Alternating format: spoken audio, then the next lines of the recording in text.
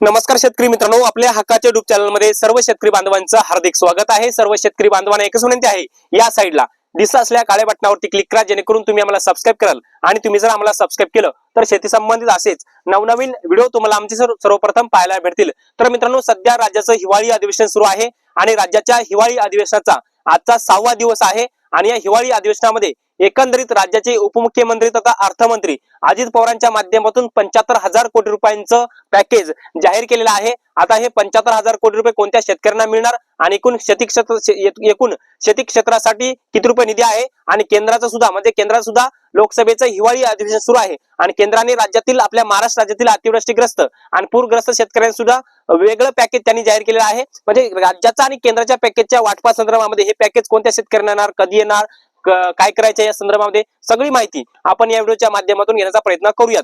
तर नमस्कार, मी ज्ञानेश्वर सवणकर स्वागत करतो आपल्या हक्काच्या युट्यूब चॅनल मध्ये। सर्वांना एकच विनंती, व्हिडिओ शेवट पर्यंत बघा, जेणेकरून या दोन्ही केंद्राच्या आणि राज्याच्या हिवाळी अधिवेशनाची माहिती तुम्हाला कळेल। तर मित्रांनो, सर्वप्रथम आपण आपल्या महाराष्ट्र राज्याच्या हिवाळी अधिवेशनातील शेतकऱ्यांसाठीच्या महत्त्वाच्या बाबी बघण्याचा प्रयत्न करणार आहोत। राज्य सरकारच्या माध्यमातून म्हणजे राज्याचे उपमुख्यमंत्री तथा वित्त मंत्री अजित पवारांच्या माध्यमातून एकूण 75,000 कोटी रुपयांच्या पुरवण्या मागण्या सादर केलेल्या आहेत आणि त्यापैकी शेती क्षेत्रासाठी 20,000 कोटी रुपयांच्या पुरवण्या मागण्या सादर केल्या आहेत। ते तर तुम्हाला माहितच आहे। त्यापैकी 14,500 कोटी रुपये शेतकऱ्यांच्या खात्यात वाटप झालेत, अजूनही 6,500 कोटी रुपये वाटप बाकी आहेत। ते 1 जानेवारी 2026 पासून शेतकऱ्यांच्या खात्यामध्ये वाटप होतील, अशी माहिती अजित पवारांच्या माध्यमातून आपल्याला दिलेली आहे। त्यानंतर जर आपण पाहायला गेलं, आता हे राज्याचं आहे, परंतु केंद्राचं जरी आपण पाहायला गेलं तर केंद्रीय कृषी मंत्री शिवराज सिंह चौहान लोकसभेच्या हिवाळी अधिवेशनामध्ये त्यांनी सुद्धा माहिती दिली की महाराष्ट्रातील अतिवृष्टीग्रस्त आणि पूरग्रस्त शेतकऱ्यांना आम्ही 29,000 कोटी रुपये दिलेले आहेत, ते पॅकेज जाहीर केलेले आहेत।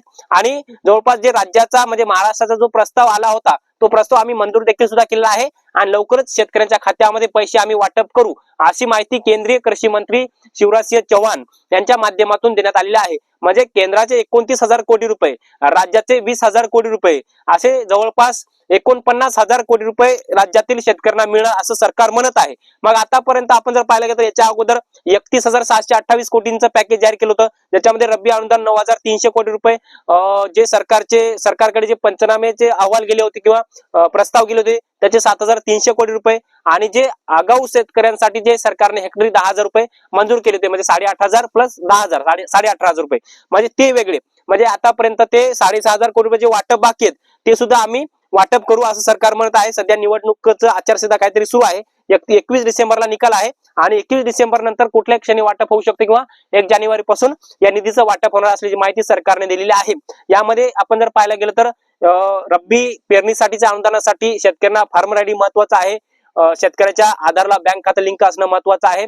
फार्मर आयडी असेल तर तुमची ऑलरेडी आपोआप यादी तयार होईल आणि त्या शेतकऱ्यांच्या खात्यामध्ये हे सगळे पैसे ट्रान्सफर होतील। आता काही शेतकऱ्यांचे पैसे बाकी आहेत, काही शेतकऱ्यांना कमी अनुदान आलेलं आहे, म्हणजे रब्बीचं अनुदान आलं आहे पण बागायतीचं आलं नाही, परंतु बागायतीचं जेवढं यायला पाहिजे होतं तेवढं आलं नाही।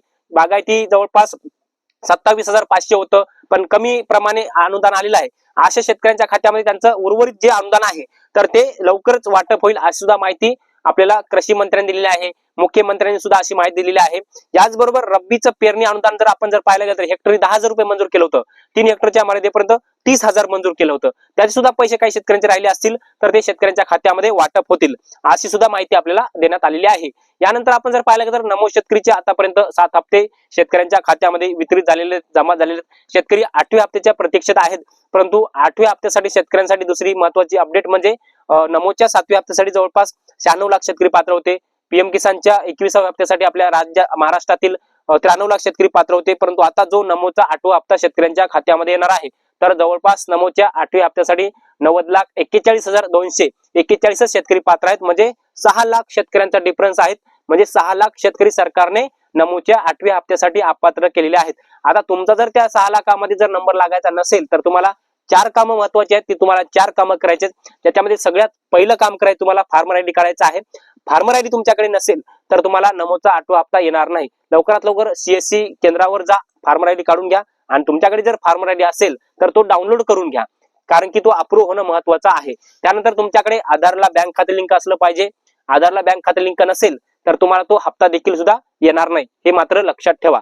त्यानंतर केवायसी करणे महत्वाचं आहे, केवायसी जर नसेल तर तुम्हाला हा हप्ता येणार नाही। याचबरोबर लँड सीडिंगचा प्रॉब्लेम तुमचा मोठा असतो, लँड सीडिंगचा प्रॉब्लेम नो असेल तर तो सुद्धा तुम्ही करून घ्या. त्याशिवाय तुम्हाला हे 4 कामं केल्याशिवाय तुम्हाला हप्ता येणार नाही. आणि जे 6 लाख शेतकरी नमो शेतकरीसाठी जे सरकारने अपात्र केलेत, अपात्रतेचं कारण दाखवलेत काही बोगस लाभार्थी आहेत आणि त्यानंतर 2.5 लाख शेतकरी असे आहेत की कुटुंबामध्ये पती आणि पत्नी लाभ घेतात, मग याच्यापैकी एकालाच लाभ दिला जाईल असं सरकार म्हणताय. मग अशा प्रकारे 6 लाख शेतकरी अपात्र केलेत. त्यामुळे नमोच्या 8व्या हप्त्यासाठी जवळपास 90,41,241 शेतकरी सरकारने पात्र केलेत आणि नमोच्या 8व्या हप्त्यासाठी 1850 कोटी रुपयाचा निधी राज्य सरकारला लागणार आहे. आणि या हिवाळी अधिवेशनामध्ये हा निधी मंजूर होऊ शकतो. तारीख सुद्धा जाहीर होऊ शकते, परंतु 15 डिसेंबर नंतर किंवा 21 डिसेंबर नंतर हा हप्ता शेतकऱ्याच्या खात्यामध्ये वितरित होऊ शकतो. अद्यापर्यंत तारीख कोणतीही कन्फर्म केलेली नाही, निधी सुद्धा मंजूर केलेला नाही, परंतु राहिलेल्या हिवाळी अधिवेशनामध्ये निधी मंजूर होऊ शकतो. त्यानंतर राहिला विषय कर्जमाफीचा. मित्रांनो, कोर्टाच्या माध्यमातून सरकारला जी जुनी 2017ची आणि 19ची जी कर्जमाफी होती त्याला कडक आदेश दिले की बाबा जुनी कर्जमाफीचं काय झालं, जुनी कर्जमाफी करा. त्यानंतर बँकांनी आता डॉक्युमेंट गोळा करायला सुरुवात केलेली, संपूर्ण शेतकऱ्यांचा कर्जमाफीचा चालू आणि थकीत असलेल्या शेतकऱ्यांचा डाटा गोळा करायला सुरुवात केली आहे.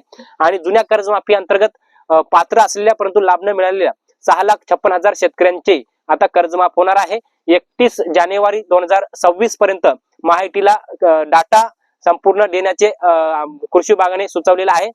हा डाटा सहकारी विभागाला लवकरात लवकर द्यावा असं सुद्धा सांगण्यात आलेलं आहे.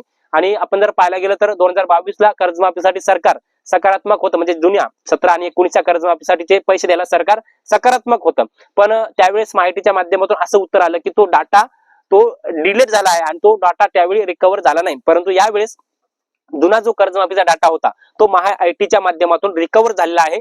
त्यामुळे ही सुद्धा शेतकऱ्यांसाठी आपण आनंदाची बातमी म्हणू शकतो. त्यानंतर संपूर्ण बँका, आता जिल्हा मध्यवर्ती बँका असतील, विविध सहकारी बँका असतील, विविध सहकारी पतसंस्था असतील, ह्या सर्व बँकांच्या माध्यमातून शेतकऱ्यांचा डाटा घ्यायला सुरुवात केलेली आहे.